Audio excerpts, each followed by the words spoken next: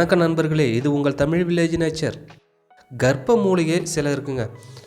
இதில் கரு என்ற பெயரில் தொடங்கும் கருவேப்பிலை, கருஞ்சீரகம், கருநொச்சி, கருந்துளசி ஆகியவற்றில் உள்ளன. இந்த வகை மூலிகைகள் மிகுந்த நற்குணங்கள் கொண்டவை. கருந்துளசி அதிலும் முக்கியமானவை.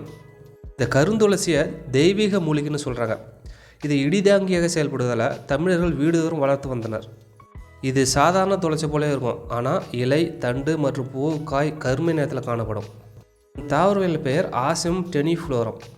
இந்த கிருஷ்ண துளசி, ஸ்ரீ துளசி, ராம துளசி, விஷ்ணு பிரியா, பிருந்தா, துழாய், திவ்யா, துவலம், மலாங்கல் என்ற வேறு பெயர்களும் இதற்கு உண்டு. அதேபோல் நல் துளசி, முள் துளசி, நாய் துளசி அல்லது கஞ்சாங்கோரை அல்லது திருத்துழாய் என்ற வகைகளும் இதில் இருக்குது. பெருமாள் கோயிலில் பார்த்தீங்கன்னா துளசி இலையும் துளசி தீர்த்தமும் பிரசாதமாக வழங்குவதால் இதை தெய்வீக மூலிகைன்னு சொல்கிறாங்க. கோயில்களில் வழங்கப்படும் துளசி தீர்த்தத்தை வெறும் மதம் சார்ந்ததாக மட்டுமே பார்க்கக்கூடாது. அது நமது இரத்தத்தை சுத்திகரிக்கும் பணி செய்கிறது. உடலில் பிராணசக்தி மற்றும் நோய் எதிர்ப்பு சக்தியை அதிகரித்து உடலை வலுப்படுத்துகிறது. மேலும் தொடர்ந்து இந்த நீரை அருந்து வந்தால் புற்றுநோய் நெருங்காது என்பது மருத்துவ உண்மை.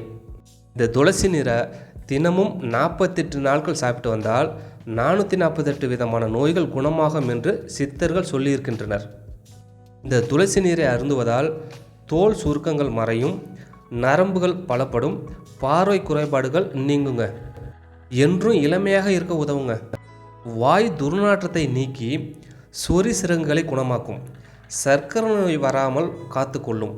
குறிப்பாக டைப் 2 சர்க்கரை நோயாளிகளுக்கு இது பலன் தரக்கூடியது. இதன் இலையை வெறுமனே தின்பது அல்லது ஊறிய நீரை அருந்துவது என்றில்லாமல் இதன் காற்றை சுவாசித்தாலே நிறைய நன்மைகள் வருமாங்க. மன அழுத்தம் இருக்கிறவங்க இந்த செடிக்கு இருக்கும் பகுதியில் அமர்ந்து காற்றை சுவாசித்தாலே நிவாரணம் பெறலாமாங்க. இதன் இலையை வெறுமனே மென்று தின்றால் வாய் புண்ணு, வாய் துர்நாற்றம் நீங்கும். வெறும் வயிற்றில் இலையை மென்று அதன் சாற்றை விழுங்கினால் சளி, தொண்டை கட்டு நீங்குமாங்க. அப்புறம் உடலில் உள்ள நச்சுக்களும் நீங்குமா.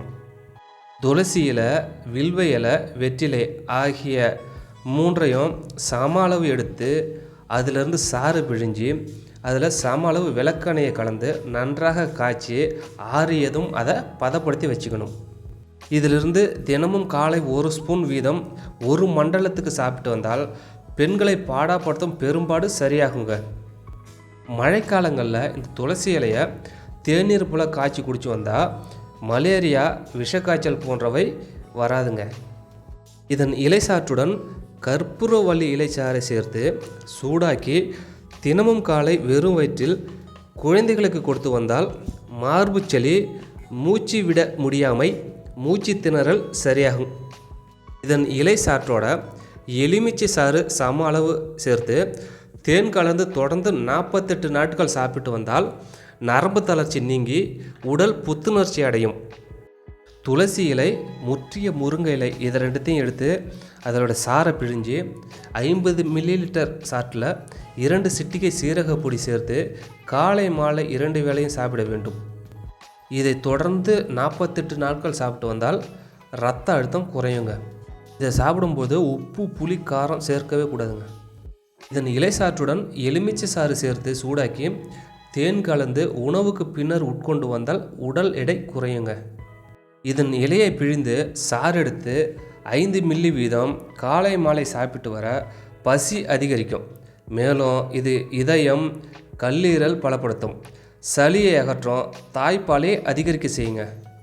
துளசி நீர் அல்லது துளசி சாறு, துளசி டீ என பல வடிவங்களில் சாப்பிடுவதால் நுரையீரல் பிரச்சனைகள் சரியாகும். சளி, இருமல், காய்ச்சல், சுவாச கோளாறு, செரிமான கோளாறுகள் நீங்கும். இதன் இலையை மையாக அரைத்து வில்வ இலைச்சாறை சேர்த்து லேசாக சூடாக்கி அருந்தினால் மன அழுத்தம் நீங்குங்க. இந்த வீடியோவில் சொல்லுகின்ற கருத்துக்கள் அனைத்தும் உங்களுக்கு பயனுள்ளதாக இருக்கும். இந்த வீடியோ உங்களுக்கு பிடிச்சதுன்னா லைக் பண்ணுங்கள், ஷேர் பண்ணுங்கள், சப்ஸ்கிரைப் பண்ணுங்கள்.